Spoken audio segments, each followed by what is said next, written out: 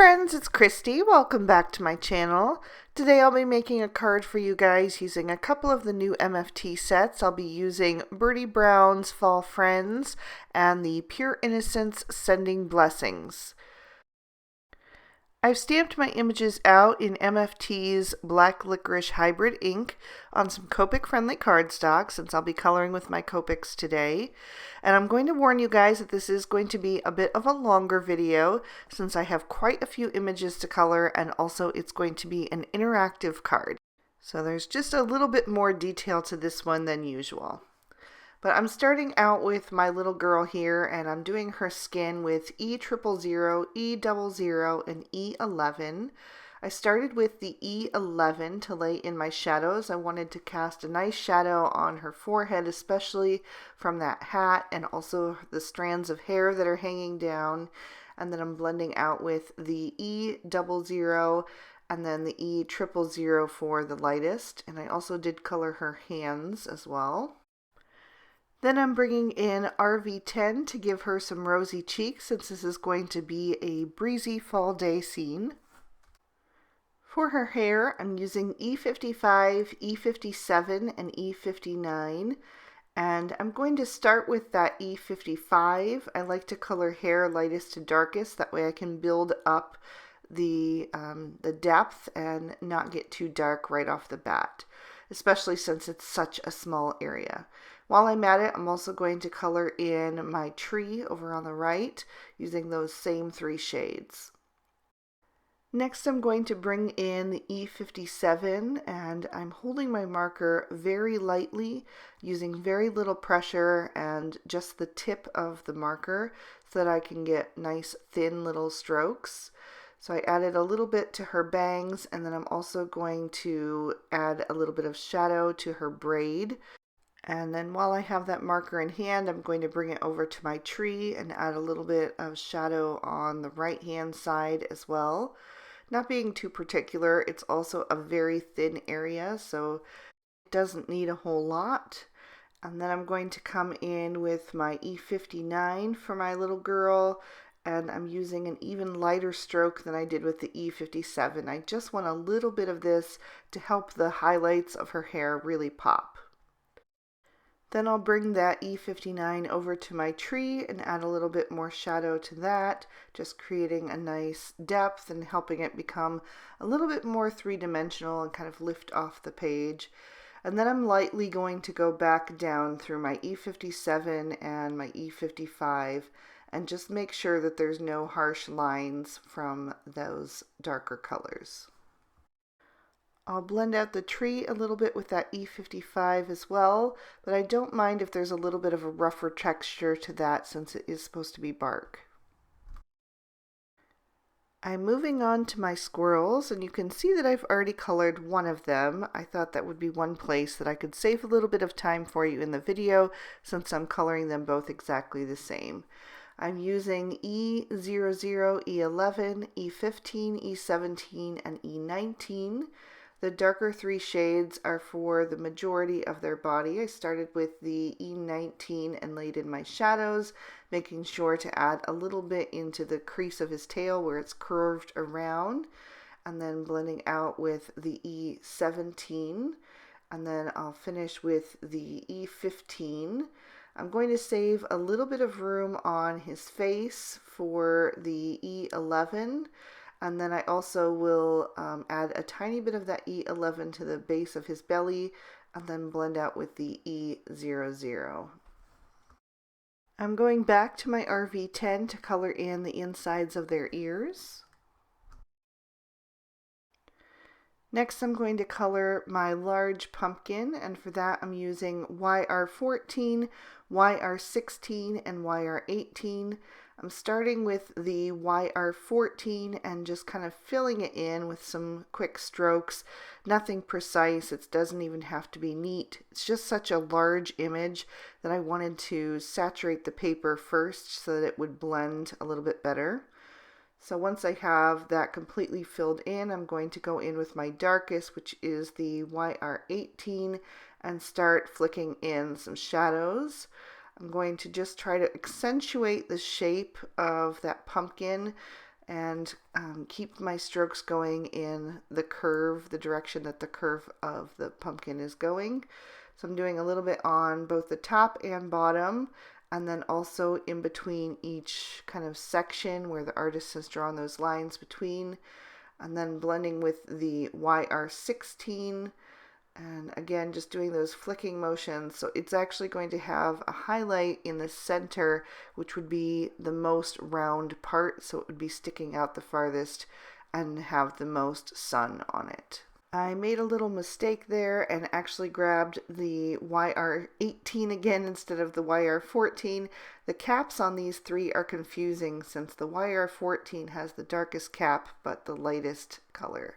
So I just went ahead and colored over that, fixed it a little bit, and then added a little bit more darkness with that YR18 so that it would have a little bit more depth.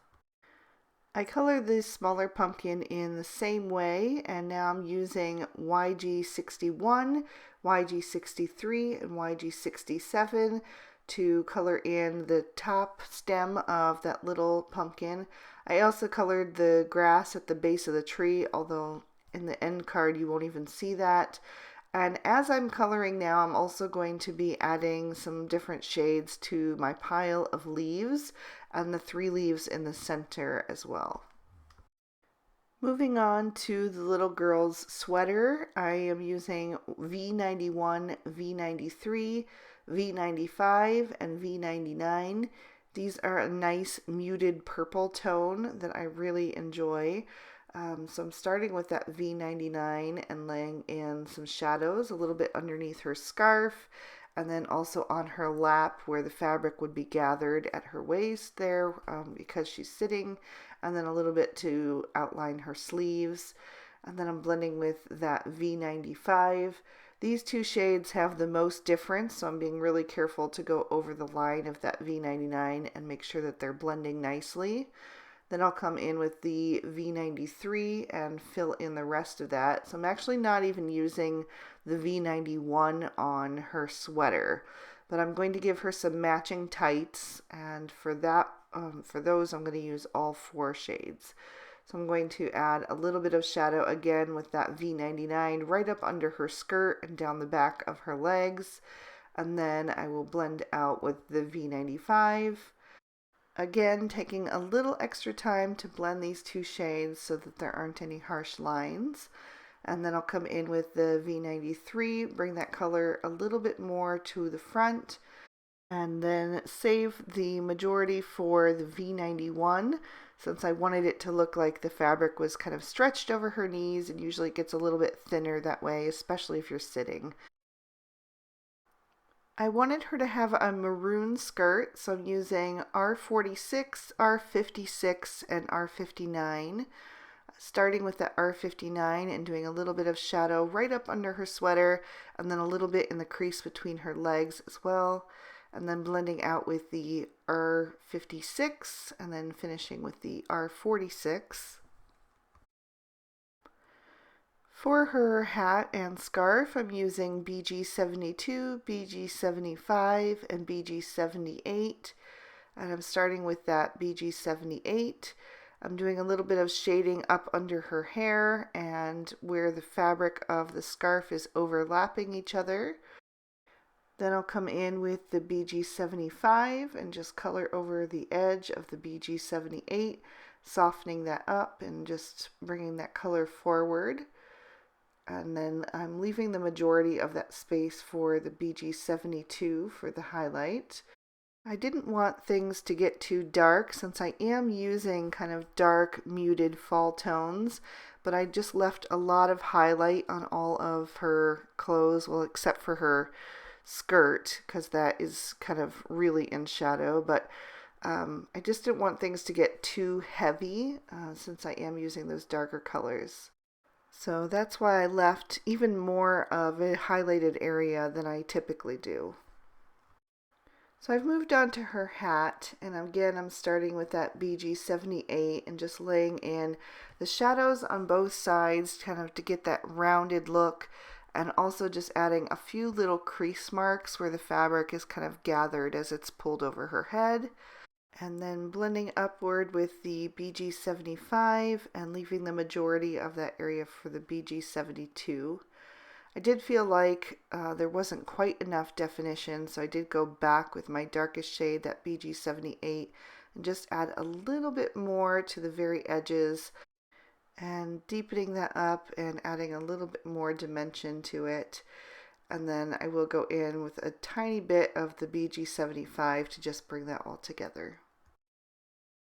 I skipped over the coloring of her boots, but I just used the same shades that I used for the squirrels.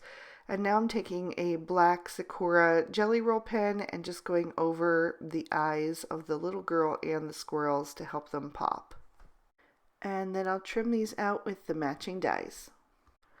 I've cut down some green cardstock with the MFT A2 Stitch Rectangle Stacks Set 2 and the Grassy Hills. And now I'm going to take the double slider loop slots. This is the smaller of the two.